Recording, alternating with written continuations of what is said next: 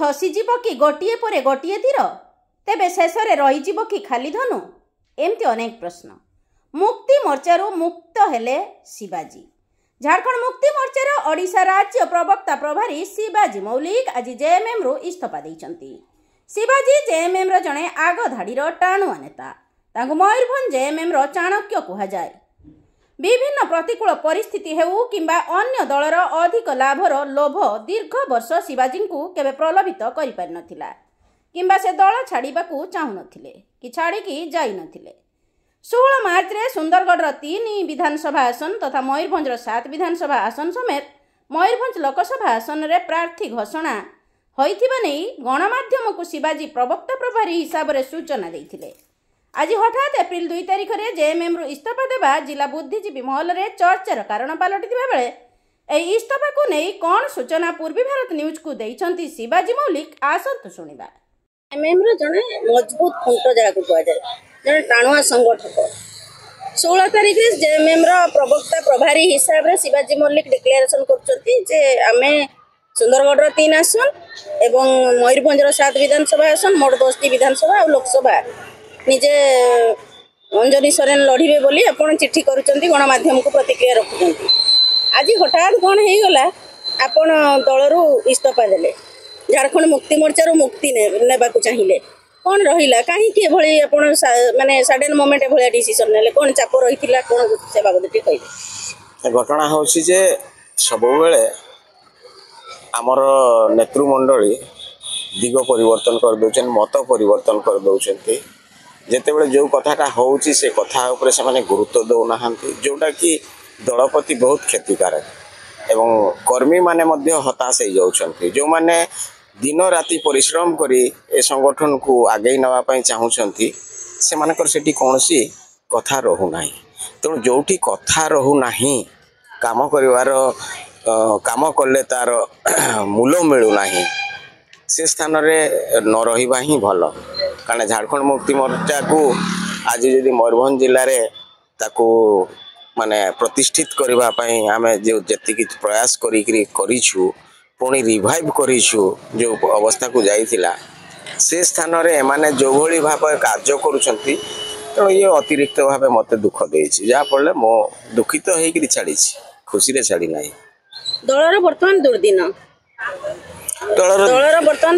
ଜଳ ଜଳ କନ୍ୟା ସମସ୍ତେ ଦେଖିପାରୁଛନ୍ତି। ଏଇ ଦୁର୍ଦିନରେ ଦଳ ଛାଡ଼ିଦେବା, ଦଳର ଆପଣଙ୍କ ପ୍ରତି ଯେଉଁ କହୁଛନ୍ତି ଯେ ନା ଦଳ ମୋ ପ୍ରତି ଠିକ୍ ସହଯୋଗ କରିନାହିଁ, ମୁଁ କାମ କରିବା ପାଇଁ କମ୍ଫର୍ଟେବୁଲ ଜୋନ୍ ପାଇନାହିଁ, ଆପଣ କାମ କରିବା ପାଇଁ କମ୍ଫର୍ଟେବୁଲ ଜୋନ୍ ପାଇଲେନି ବୋଲି ଛାଡ଼ୁଛନ୍ତି, ଦଳରୁ ସହଯୋଗ ମିଳିଲାନି। କିନ୍ତୁ ଦଳର ବର୍ତ୍ତମାନ ଦୁର୍ଦିନ, ଆପଣ ଦଳର ଗୋଟେ ପୁଅ ଭଳିଆ, ଗୋଟେ ମୂଳ ଖୁଣ୍ଟ ଭଳିଆ ଆରମ୍ଭରୁ ଥିଲେ, ଏଇ ସମୟରେ ଛାଡ଼ିବାଟା କେତେ ଯୁକ୍ତିଯୁକ୍ତ ହେଇଛି ବୋଲି କହିବେ? ଶୁଣନ୍ତୁ, ଗୋଟେ ସମୟ ଥାଏ ଯେଉଁ ସମୟରେ ଦଳରୁ ଛାଡ଼ିଦେଲେ ଦଳ ଖୁବ୍ ମାନେ ଶକ୍ତି ତିଆରି କରିବା ପାଇଁ କାମ କରେ।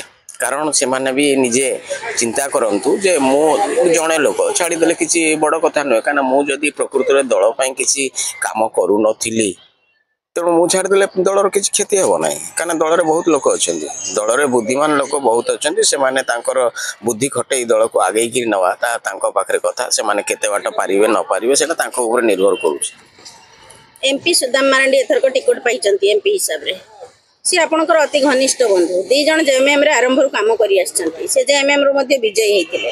ଏବେ ଦଳ ଛାଡ଼ିକି ଜେଏମ୍ଏମ୍ ଛାଡ଼ିକି ଆପଣ ଆଉ ଥରେ ବନ୍ଧୁଙ୍କ ସହିତ କାନ୍ଧ ମିଳାଇବାକୁ କିଛି ଅଫର ଆସିଛି କି ନା ସେଇଥିପାଇଁ ଛାଡ଼ିଲେ କି, ସେ ବାବଦରେ କିଛି କହିବେ?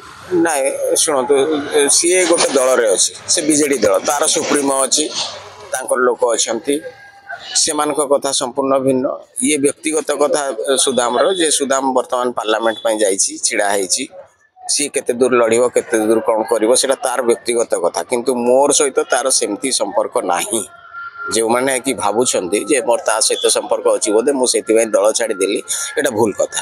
ଏଇଟା ମୁଁ ନିଜେ ଛାଡ଼ିଲି ଏଥିପାଇଁ ଯେ ସବୁବେଳେ ମତ ପରିବର୍ତ୍ତନ କରିବାଟା ଆମ ପାଇଁ ବଡ଼ ଦ୍ୱନ୍ଦ୍ୱ ହୁଏ, କାରଣ ଗଣମାଧ୍ୟମ ସାମ୍ନାରେ ଆମେ ବହୁତ ଦ୍ୱନ୍ଦ୍ୱରେ ପଡ଼ୁ, ଆଉ ଆମେ ଯେଉଁଟା ମୁହଁରୁ ଥରେ ଛାଡ଼ି ଦେଉ ସେଇଟା ଆମେ ଆଉ ଘୂରେଇ ପାରୁନି। ଏ ଯେଉଁ କଥାରେ ଅଛି ଜଳ ବିହୁନେ ମାଛ ବା ମୀନ, ଜଳ ବିନା ମାଛ ବଞ୍ଚି ପାରିବନି, ସେମିତି ଶିବାଜୀ ମଲ୍ଲିକ ଜଣେ ରାଜନୀତି ଜଣେ ସାମ୍ବାଦିକ ପୁରୁଣା ସାମ୍ବାଦିକ ବରିଷ୍ଠ ସାମ୍ବାଦିକ ଅଭିଜ୍ଞ ରାଜନୀତିଜ୍ଞ ସେ ରାଜନୀତିକୁ ଛାଡ଼ିକି କେମିତି ବଞ୍ଚି ପାରିବେ ନା ଆଉ କେଉଁ ଦଳକୁ ଯିବାର ମାନେ ଇଚ୍ଛା ରହିଛି ଆପଣଙ୍କର? ବର୍ତ୍ତମାନ ଦେଖନ୍ତୁ ଦଳ ଭିତରେ ମୟୂରଭଞ୍ଜରେ ଦୁଇଟି ଦଳ ହିଁ ମାନେ ଖୁବ୍ ଷ୍ଟ୍ରଙ୍ଗ। ତାଙ୍କ ଦଳରେ ବହୁତ ବୁଦ୍ଧିଜୀବୀ ଆଉ ଲୋକ ଅଛନ୍ତି। ଆମ ଭଳିଆ ଲୋକ ତାଙ୍କର ଆବଶ୍ୟକତା ନାହିଁ। ଆଉ ମୁଁ ସେଭଳି କିଛି ଅର୍ଣ୍ଣାମେଣ୍ଟ ନୁହେଁ ଯେ କେଉଁ ଦଳକୁ ଚାଲିଗଲେ ଦଳ ଆବଶ୍ୟକତା ମନେ କରନ୍ତି ଯଦି ଆପଣଙ୍କୁ ଅଫର ଆସେ ଯିବେ ନା ନାହିଁ? ହଁ ନିଶ୍ଚିତ ଭାବେ ରାଜନୀତି ଯିଏ କରେ ତାର କ'ଣ ଶତ୍ରୁ ଅଛି ନା ମିତ୍ର ଅଛି?